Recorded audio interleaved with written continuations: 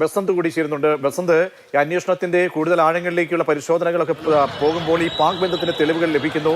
അവിടെ ജെയ്ഷെ ബന്ധം കൂടുതൽ വ്യക്തമാകുന്ന രീതിയിൽ ഈ പിടിയിലായിട്ടുള്ള ഡോക്ടർ ഈ മസൂദ് അസറിന്റെ സഹോദരി അടക്കം തന്നെ കുടുംബവുമായി ബന്ധപ്പെട്ടു എന്നടക്കം വിവരങ്ങൾ വരുന്നു. ഒപ്പം കൂടുതൽ കാറുകൾ വാങ്ങിയതായി സംശയിക്കുന്നുണ്ട്. അതിൽ 32 കാറുകൾ നിലവിൽ ഈ പ്രതികൾ വാങ്ങിയിട്ടുണ്ട് എന്ന് പറയുമ്പോൾ അത്രത്തോളം വലിയ വിപുലമായിട്ടുള്ള ഒരു പദ്ധതി ഇവർ ആസൂത്രണം ചെയ്തിരിക്കണം. ഇപ്പോൾ നിലവിൽ എത്ര കാറുകൾ കണ്ടെത്താൻ കഴിഞ്ഞിട്ടുണ്ട്? ബാക്കിയുള്ള കാറുകൾ കേന്ദ്രീകരിച്ച് എന്തൊക്കെ സംശയങ്ങൾ ബലപ്പെടുന്നുണ്ട്? ബസന്ത.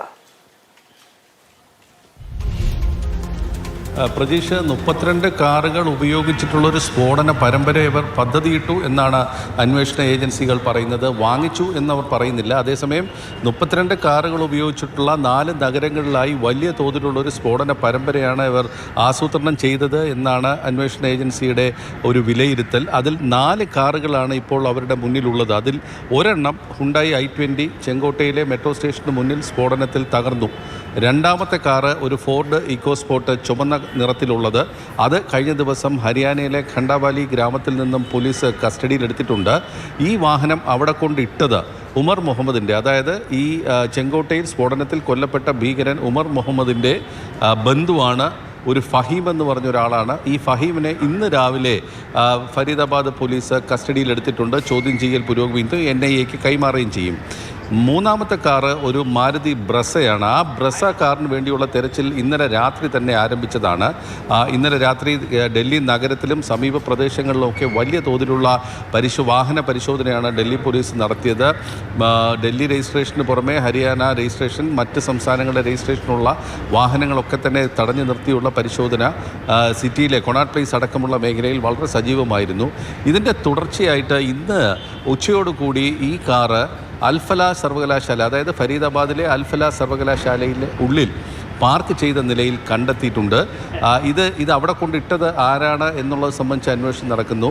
ഈ കാറ് ഡോക്ടർ ഷഹീൻ്റെതാണ് എന്നാണ് ഇപ്പോൾ പറയുന്നത്. അതായത് ഉമർ മുഹമ്മദിനോടൊപ്പം പോലീസിൻ്റെ കസ്റ്റഡിയിലുള്ള ഉമർ മുഹമ്മദിനോടൊപ്പം ഭീകര സംഘടനയുടെ ഭാഗമായിരുന്ന പോലീസിൻ്റെ കസ്റ്റഡിയിലുള്ള ലക്നൌവിൽ നിന്നും പോലീസ് അറസ്റ്റ് ചെയ്ത ഡോക്ടർ ഷഹീൻ്റെതാണ് ഈ വാഹനം എന്നുള്ളതാണ് ഇപ്പോൾ മനസ്സിലാക്കുന്നത്. നാലാമതൊരു കാർ കൂടിയുണ്ട്. അതൊരു സ്വിഫ്റ്റ് ഡിസയർ കാറാണ്. അതിനെക്കുറിച്ചുള്ള അന്വേഷണമാണ് ഇപ്പോൾ നടന്നുകൊണ്ടിരിക്കുന്നത്. ആ കാർ എവിടെ ഉണ്ട് എന്നുള്ളത് സംബന്ധിച്ച് ചില സൂചനകൾ ഹരിയാന പോലീസിന് ലഭിച്ചിട്ടുണ്ട്. ഏതാനും ഇന്ന് വൈകിട്ടോടുകൂടി അല്ലെങ്കിൽ നാളെ രാവിലെ തന്നെ ആ കാർ കണ്ടെത്താൻ കഴിയുമെന്നുള്ളൊരു പ്രതീക്ഷയാണ് അന്വേഷണ ഏജൻസികൾ പങ്കുവെക്കുന്നത്. അപ്പോൾ ഈ 4 കാറുകൾ ഇപ്പോൾ തൽക്കാലം കണ്ടെത്തിയിട്ടുണ്ട്. ഈ 4 കാറുകൾ ഉപയോഗിച്ചിരുന്നത് 4 നഗരങ്ങളിൽ 2 പേരടങ്ങുന്ന ഗ്രൂപ്പുകളായി 8 പേർ പോയി ഒരു സ്ഫോടന പരമ്പര നടത്തുക എന്നുള്ളതാണ് ഇവർ ലക്ഷ്യമിട്ടത് എന്നുള്ളതാണ്.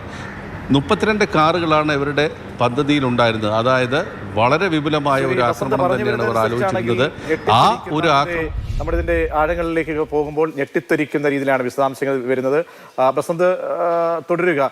ബാലു, ഈ പ്രധാനപ്പെട്ട 4 നഗരങ്ങളിൽ അയോധ്യ ഉൾപ്പെടെ വരുന്നു എന്ന് പറയുമ്പോൾ ഒരുപക്ഷെ ഇത് ഈ ഫരീദാബാദ് ഓപ്പറേഷനിലൂടെ അന്വേഷണ ഏജൻസിക്ക് ഈ സ്ഫോടക വസ്തുക്കൾ കണ്ടെത്തുകയും ഇവരെ ഡോക്ടർമാരെ അടക്കം പിടിക്കാൻ കഴിയാതെ പോവുകയും ചെയ്തിരുന്നെങ്കിൽ നമ്മൾക്ക് ഊഹിക്കാവുന്നതിന് അപ്പുറത്തേക്ക് രാജ്യത്തെ ഒരു സ്ഥിതി പോകുമായിരുന്നു. അത്രമേലൊരു പദ്ധതിയാണ് ഇവർ ആസൂത്രണം ചെയ്തത്.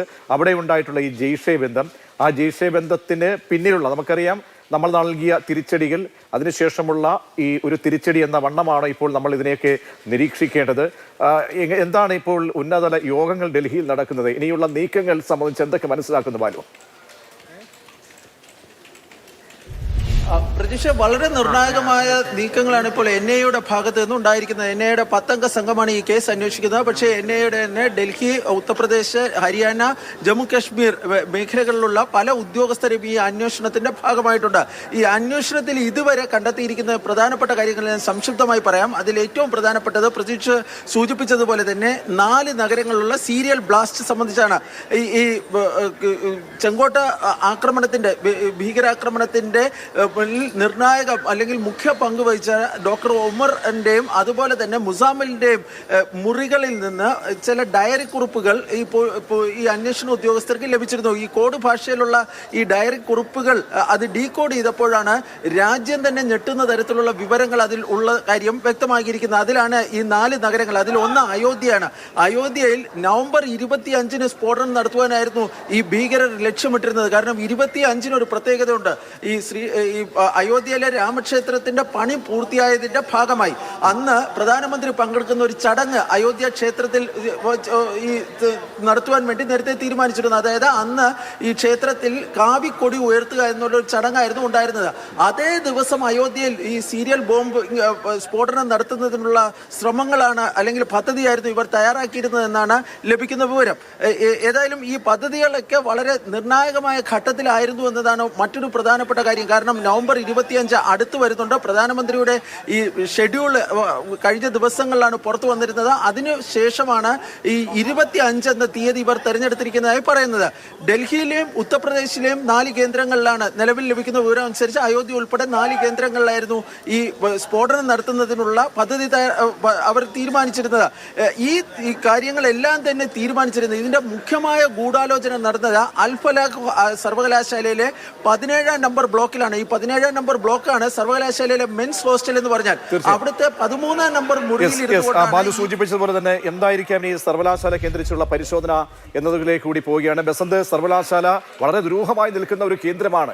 അവിടെയുള്ള ഈ ലാബ് ടെക്നീഷ്യന്മാർ, അവിടെ പഠിച്ച വിദ്യാർത്ഥികൾ, ഈ ഡോക്ടർമാർ പഠിച്ചവർ, ഇവരെക്കുറിച്ചൊക്കെയുള്ള സംശയങ്ങൾ എങ്ങനെ ബലപ്പെടുന്നുണ്ട്? ആ രീതിയിലേക്കുള്ള അന്വേഷണത്തിന്റെയും ചോദ്യം ചെയ്യലിന്റെയും വിശദാംശങ്ങൾ എന്താണ് ബസന്ത?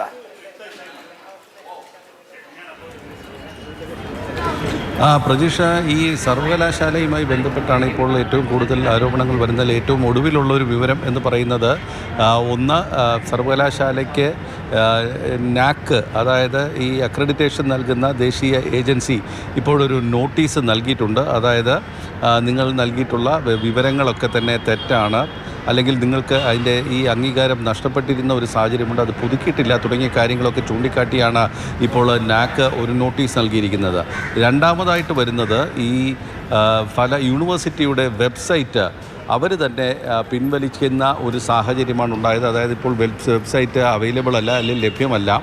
അതിൽ നിന്നുള്ള എല്ലാ വെബ്സൈറ്റിലെല്ലാം നീക്കം ചെയ്തിരിക്കുന്ന ഒരു സാഹചര്യമാണ് ഇപ്പോൾ നിലവിലുള്ളത്. ഈ സർവകലാശാലയുടെ ലാബുമായി ബന്ധപ്പെട്ടാണ് ഇപ്പോൾ ഈ ആരോപണങ്ങൾ വരുന്നത്. അത് ഈ അമോണിയം നൈട്രേറ്റ് വലിയ തോതിൽ വാങ്ങിയത് ഈ 4 പേർ ചേർന്നിട്ടാണ് എന്നുള്ളതാണ്. ഇവർ 4 പേരും ചേർന്ന് ഏകദേശം 29 ലക്ഷം രൂപ സംഘടിപ്പിച്ചു എന്നുള്ളതാണ്. ഈ 29 ലക്ഷം രൂപയിൽ 3 ലക്ഷം രൂപ ഉപയോഗിച്ച് ഗുരുഗ്രാമിലെയും നൂഹിലെയും പ്രദേശങ്ങളിൽ നിന്നും NPK ഫെർട്ടിലൈസേഴ്സ് അല്ലെങ്കിൽ രാസവളം വാങ്ങിച്ചിട്ടുണ്ട്. അത് നൈട്രജൻ, ഫോസ്ഫറസ്, പൊട്ടാസ്യം എന്നുള്ളതാണ്. ഈ 3 ഘടകങ്ങൾ അല്ലെങ്കിൽ ഈ രാസപദാർത്ഥങ്ങളാണ് IED ഉണ്ടാക്കാൻ വേണ്ടത്. അപ്പോൾ ഈ രാസവളത്തിൽ നിന്നും അത് വേർതിരിച്ചെടുക്കുന്നതുമായി ബന്ധപ്പെട്ട ചില പ്രക്രിയകളൊക്കെ ഇവർ നടത്തി എന്നുള്ള സൂചനകളാണ്. അതിനാണ് ഇത്ര വലിയ തോതിലുള്ള ഈ രാസവളങ്ങൾ അല്ലെങ്കിൽ സ്ഫോടക വസ്തു അമോണിയം നൈട്രേറ്റ് വാങ്ങിച്ചു കൂട്ടിയത് എന്നുള്ളതാണ്. അതിനുശേഷം ഈ NPK ഫെർട്ടിലൈസേഴ്സും, അതായത് ഈ രാസവളങ്ങളും വാങ്ങിച്ചു കൂട്ടിയത് ഇതിനു വേണ്ടിയാണ് എന്നുള്ളതാണ് ഇപ്പോൾ വരുന്ന വിവരം. 3 ലക്ഷം രൂപയ്ക്ക് 20 ക്വിൻ്റൽ രാസവളമാണ് വാങ്ങിച്ചത്, NPK ഫെർട്ടിലൈസേഴ്സ് എന്ന് പറയുന്നത്. അപ്പോൾ IED ഉണ്ടാക്കുക, നിർമ്മിക്കുക എന്നുള്ള തന്നെയായിരുന്നു ആത്യന്ത ലക്ഷ്യം.